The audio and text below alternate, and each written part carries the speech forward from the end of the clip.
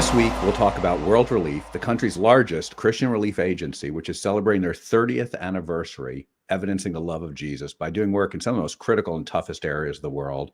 And we'll be talking with Patty MacDonald, great friend, great leader, and Northeast Director of Strategic Partnerships. I'm Charles Galda, President of Vision New England, and your host for the Church in Action.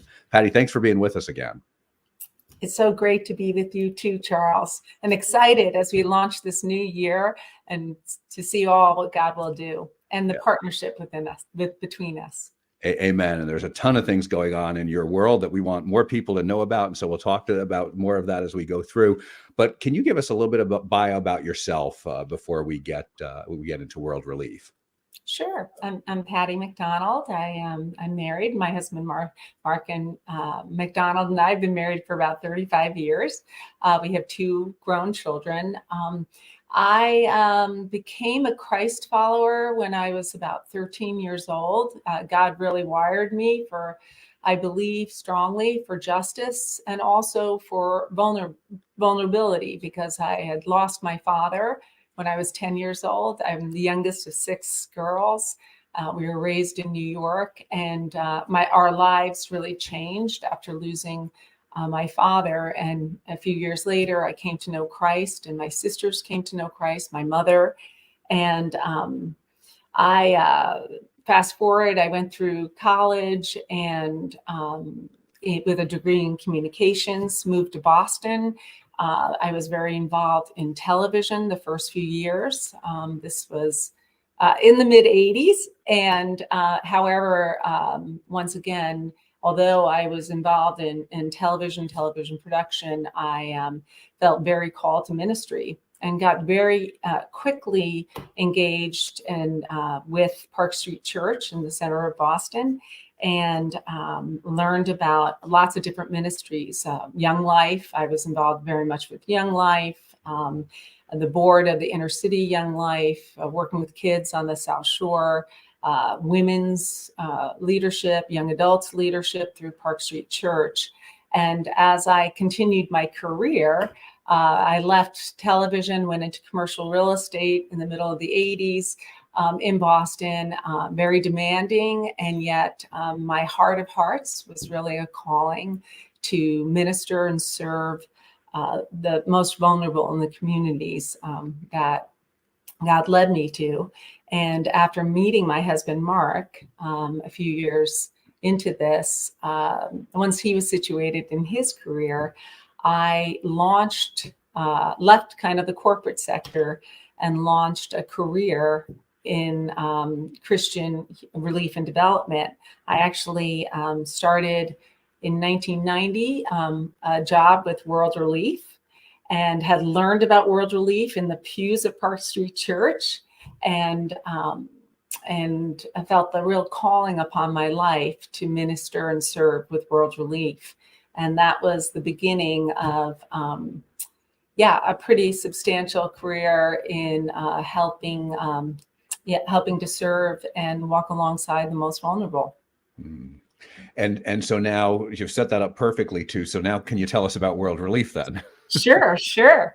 And the fun thing is, for all you New Englanders, is, Boston strong. I mean, World Relief literally started at Park Street Church, and it was not unlike such a time as this, where the world was in chaos. And there were, it was towards the end of World War II, and Europe had, several thousands of displaced people. And there was a handful of churches in Europe that reached out to Park Street Church, had some kind of connection with the leadership, and said, look, there are people starving on our doorsteps. We need help. We as the church, need help to come alongside and care for these displaced people. And because of all the war and conflict. And so it was 1944. And so that's 80 years ago. And the leadership presented what was going on to the congregation. And the members in the pew came up with an idea. How about, as we begin the Lenten season, we sacrifice and save a dinner a week, a coffee, ways, we do extra little jobs and put money into jars. And they did this. They got a real movement going. They got other churches involved in the Boston area, and which culminated in a large Easter offering and kept on going. But that initial money was sent over to these European churches to distribute and help aid. And that became the War Relief Commission, which right after World War II started World Relief. And so World Relief, that was the impetus. And, World Relief is a Christian humanitarian relief and development agency that cares not only for displaced people, but people who live in extremely poor areas, people who suffer violence and oppression, and immigrants and refugees. And that work around the globe started about 80 years ago, but about 40 plus years ago, just through a handful of missionaries who had come over from Vietnam, had come back during the Vietnam crisis to New York. They, again, got some church leaders together and got connected to the government to help resettle refugees in the United States. So in the United States, World Relief has over 21 offices who help, with the help of the church, with the help of the local church, to resettle and care for those who are newly resettled through the government and providing vital services. So you guys really got your start in preventing what was a very legitimate fear. I remember Churchill writing about this in his books, that as the Nazis were being pushed back, they were destroying everything they could to make it harder on the Allies. And there was serious concerns about mass starvation across whole countries in Europe as that was happening. Yeah. And so that's neat that there's that you're stepping in that space, and there wasn't mass starvation. A lot of effort went into that, including on behalf of the churches. Yeah, exactly. Great. Yeah. And so can you give us some examples of what are programs or countries you guys work in today? Right. Well, so we have this combination of the sustainable development work that we do globally. So we're in about 12 to 14 countries deeply, where we are training and equipping local churches and leaders and volunteers to meet the needs of the extreme poor.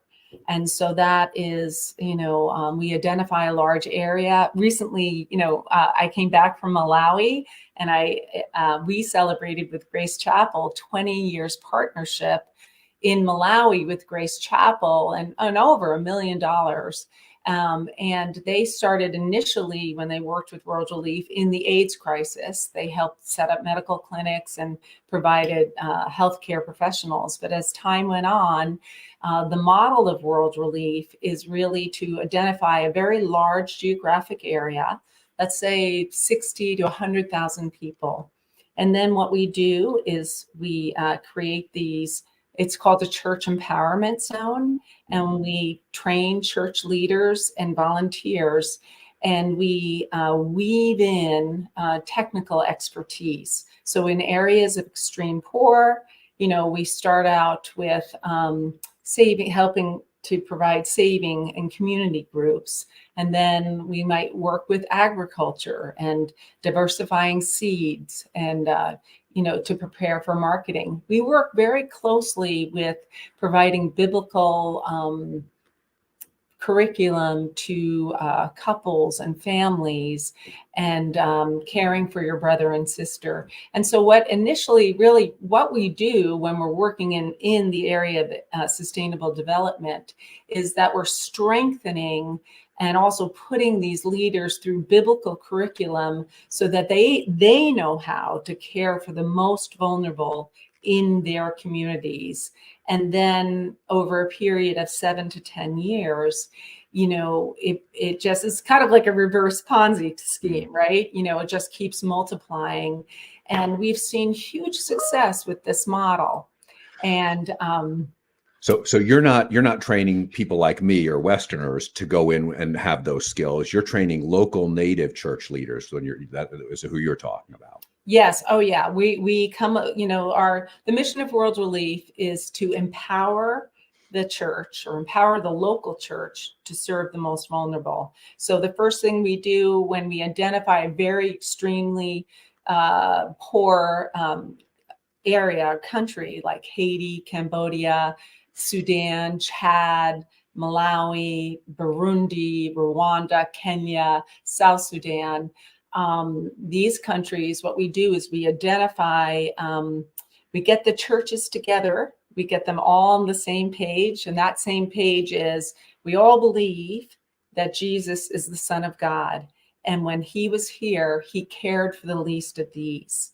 And so these churches might be of different denominations. They might believe in different things like women in leadership or, baptism, but they all agree that Jesus cared about the most vulnerable. And so we put them through 1 year's worth of what we call the transformational tree curriculum. It's a biblical curriculum. We get everybody on the same page.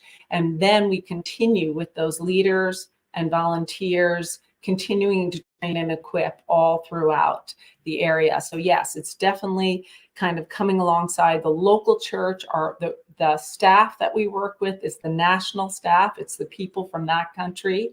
We have country directors in each country, and they're from that. Most of them are from that country, unless it's a time of transition.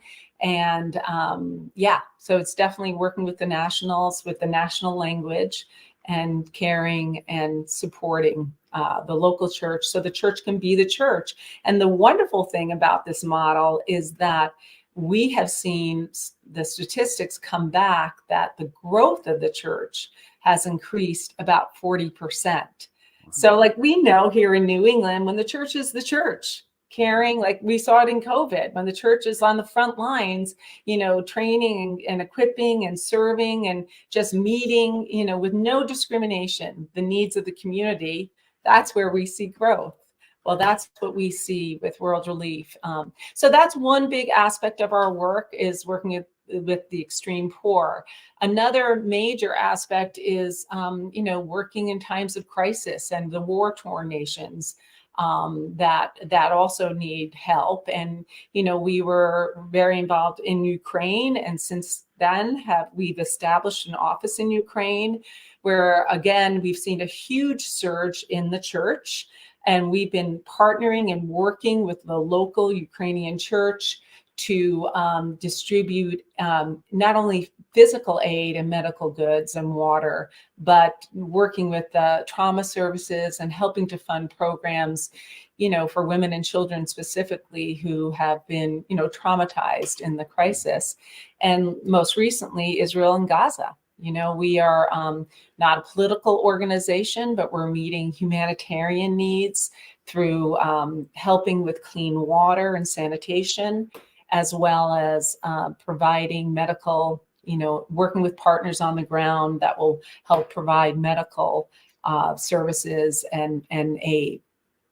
And so one of the things that I love about the model you guys talk about, and Malawi is a good example, is you're so intentional about avoiding the scenarios laid out in When Helping Hurts, right? That book is that, we'll go in with all the best of intentions and we'll bring in, tons of rice and give it away, trying to help people who are hungry. And we just knock the legs out of everybody who farms rice in the area.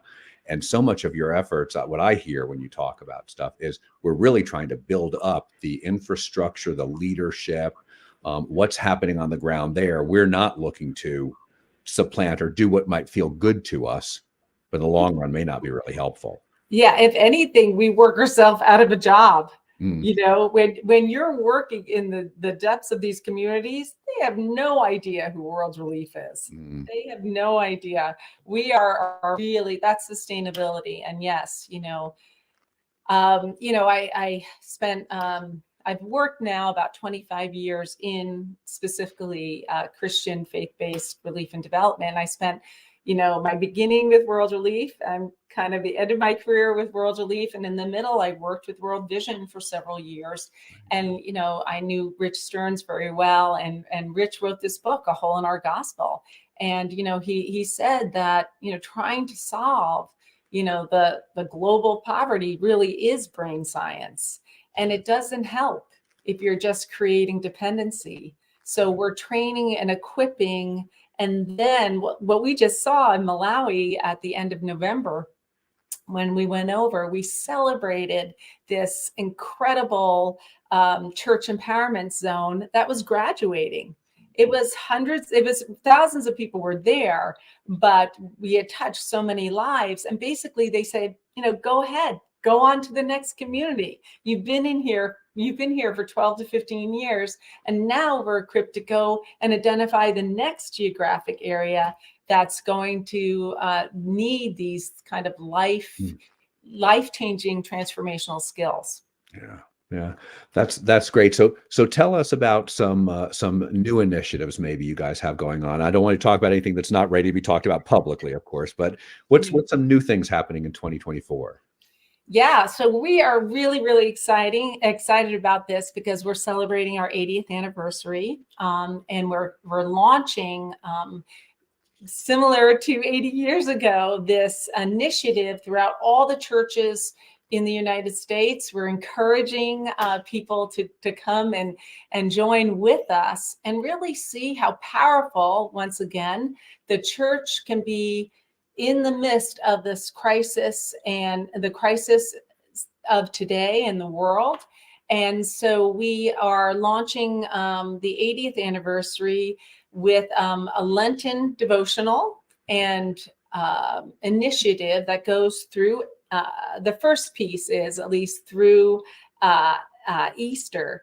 And so what we're doing is looking for churches to come alongside with us, come alongside this movement, where we have created a digital devotional that you can walk, you and your congregations, great support, great resource for your congregations to be involved in a Lenten devotional up until Easter. Or you can order hard copies. And we have designed a whole program and all these resources for the church to kind of step in. And we have videos, we have just things you can do with your children's programs to get to basically all come together. We're looking for at least 80 churches to join us and be involved in this Lenten devotional kind of movement that will lead up to Easter. And then we'll take an Easter offering. And this will really begin our 80th anniversary. And with that money, just like the money that was raised at Park Street Church, we want to be able to go further and go deeper in the communities we serve. And we know right now that the displacement crisis in the United States is at historical numbers. I mean, we've reached over 110 million displaced people in the world. And it is a crisis. And so the question really is, how can we individually as the body of Christ, and how can the church step up and be a main player in doing what God wants us to do? How do we love our neighbors? How do we be generous and really care for the most vulnerable in these pretty tough times? So where can folks get this Lent? Because so many times we create our own Lent devotionals, and Right. that may be appropriate in places. I don't want to criticize that, but you can save yourself a lot of work by using someone else's. And so where could I get the Lent devotional from World Relief? Yes. So let me tell you right now. So you can reach out to me at any time at P MacDonald, PMacDonald at wr.org. Reach out to me. If you're a pastor, if you're a church leader, if you're an individual, reach out to me. I can send you very easily the links to get involved in. And right now we're pre-ordering the hard copies of the devotional. So I am happy to share with you, and you could also probably share it on your website, Charles. And also, as of the 15th, we will have a website, a specific website where you can go on. It's a complete toolkit, and you can figure out how, what resources you can use. And Calla Parker, who's really leading the initiative for World Relief, her email is CA Parker, PARKER at WR.org. She is like the go-to for this whole initiative as we begin our 80th year. And so, many churches that the people who are listening to this probably have already stepped into this space. And of course, Park Street Church is a little bit in the center. They're partnering very closely with us, and they have already ordered several hundred devotionals, and they are, focusing their whole Lenten season on the issue of how the church can be the church and stepping into the most vulnerable globally around the world. That's great. And so, do you know the URL for the site you were talking about, or is that not out yet?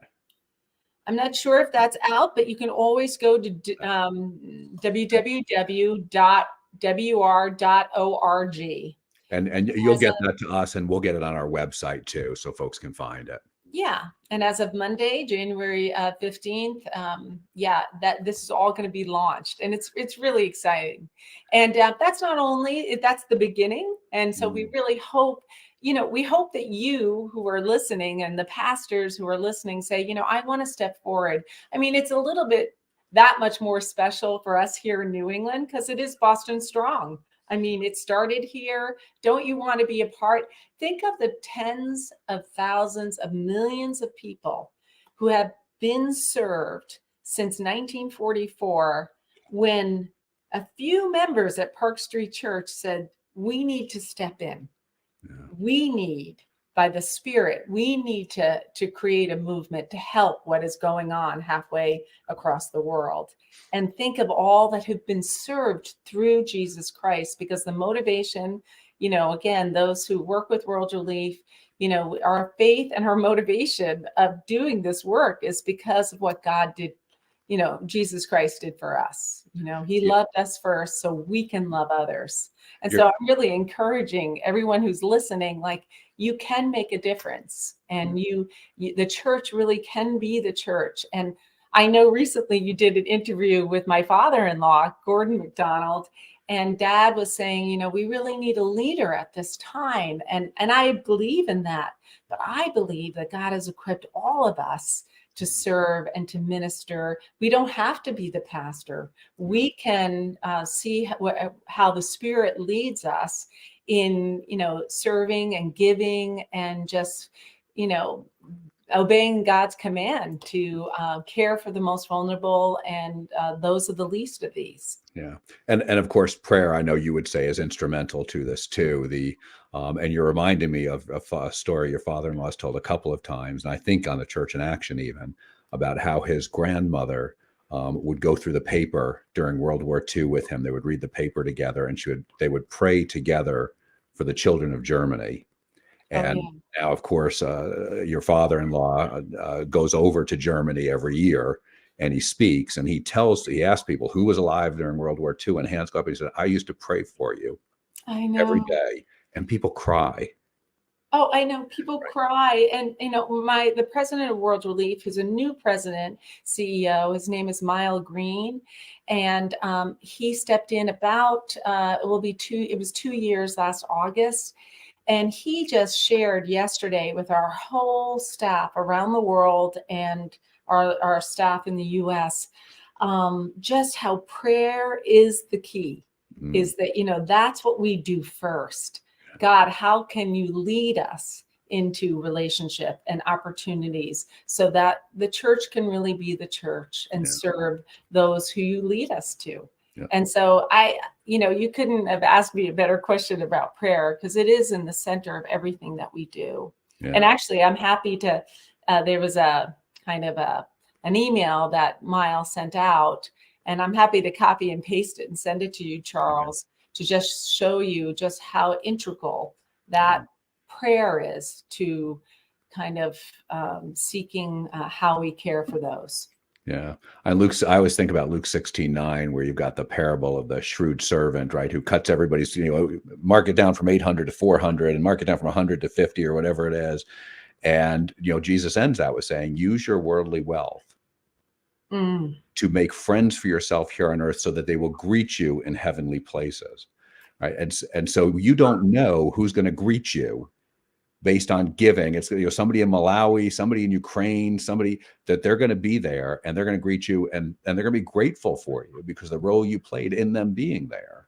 I know. And I think the same, he's talking about worldly wealth, but the same thing about prayer. I'd love, when I meet somebody from Malawi, it would be nice if I said, I used to pray for you.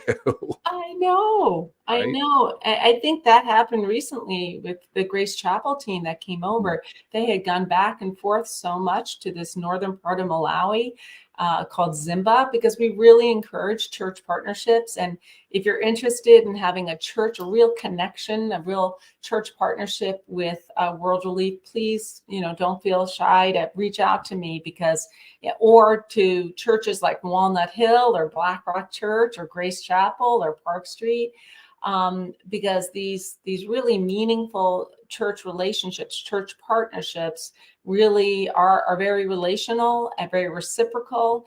And to see just these members of Grace Chapel who reconnected with people that they've been praying for and caring for over the last 12 to 20 years. It's really beautiful.